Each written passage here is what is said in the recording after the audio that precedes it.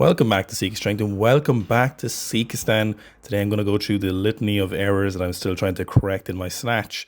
On this particular session, we're doing some low block snatches where I worked up to 120 kilos for 5 singles. Now, I was really happy with those singles and I was like, this is pretty sweet. These feel really good.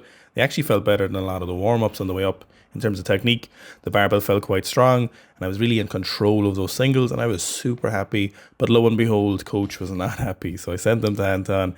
And one of the issues that I was having, among many issues that I have, and you've seen me documenting them, was I was turning the snatch into what he phrased as 2 different movements. But he said, Owen, remember that the snatch is only one movement. So I was doing like hit and catch, and I was just basically cutting my pull too short. But that was a really interesting way of phrasing it.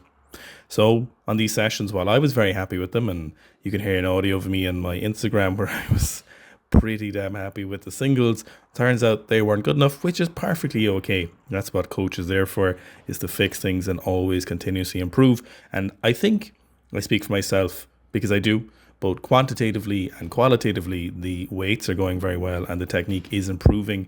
And the lagging bit, but it's also improving, is the mobility. So if I can get on top of all of those, I think we'll really be heading in the right direction and it's all going in a great trajectory. So on those singles at 120 here, I was quite happy with them, but maybe you can see from Anton's words what he means. So it is slightly short, not too short, but it's those fine margins that matter. And if you want to lift some big weights in the snatch, it's all about precision and technique. Unless, of course, you're Carlos, then apparently physics doesn't matter. But for the rest of us, even good weightlifters, you have to be paying attention to technical proficiency. Obviously, operation get stronger back, do loads of pulls, and snatch pulls specifically is continuing. And this is the first time I've ever been really, really diligent with snatch pulls for my own training. So I've obviously been very diligent with pulls and places and deadlifts for athletes we coach and programs we write. But for the weightlifting of myself, I've never really been like, hey, what did I do last week and what am I supposed to do this week on those pulls, and trying to improve them. And even doing more volume on my pulls and maybe the snatching or on the squatting at the moment, definitely more than the volume on the squatting at the moment. And it's definitely paying off. And it's the first time in a long time where I've ever done pulls consistently where I felt like, oh, this feels light. I'm doing 140, 150 snatch pulls and they feel pretty good. So it is an extreme novelty, but one I won't count on just yet because it's still not good enough. Now, moving on to the squats, you've probably noticed that some sessions I'll do the kind of no squats, which is no belts, no sleeves. Originally it was no spotter, but I never have a spotter. Sometimes I won't even wear the shoes. Now, one reason I do that is just because it feels nice and it's definitely good to get some training in, sands, belts and sleeves. Although, as I've said multiple times, it is definitely something that you're not as reliant on your belt or your sleeves or your shoes as you think you are, or at least specifically on your strength training. But the other reason is sometimes I'm just kind of lazy and I just don't really want to put them on. Moving on to the second session, so we're continuing with that heavy snatch single. This week's goal was to just move up 5 kilos from last week's single on 125, but really, really diligently was technical perfection on a minimum 125. So if the 125 is perfect, I would go up, but if it wasn't good enough, I wasn't really going to take some shots at 130. Luckily though, the 125 was great. I was really happy with 125. Probably the most I've been happy with a snatch since returning to snatching. So I'm super happy with that. 130 was fast, good barbell speed, pretty good control, but positions weren't as good. But that's okay. We'll clean that up next time.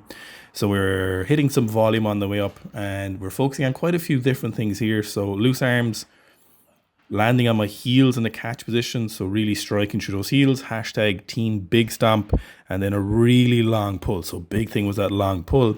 But you'll see as I get around the 100 kilo mark, it starts to be a little bit shorter with that pull. Now, how this feels to me is my barbell feels kind of weak. It feels kind of slow. It feels like it's far away from me. And that's the feeling that I get when I'm not setting my back correctly. So even though I'm focusing on setting my back, and even though I'm extending quite long and landing on my heels, the barbell still isn't in a great position because I'm not setting my back. Now, you'll see on the first 120, which is just coming up here in a second, that it's, for the way I would phrase it, it's just kind of shit. So if we look at this first 120, barbell speed is good, but positions aren't good enough. And watch my chest and shoulder positions. So strong and controlled, but yeah, it's 120, whatever.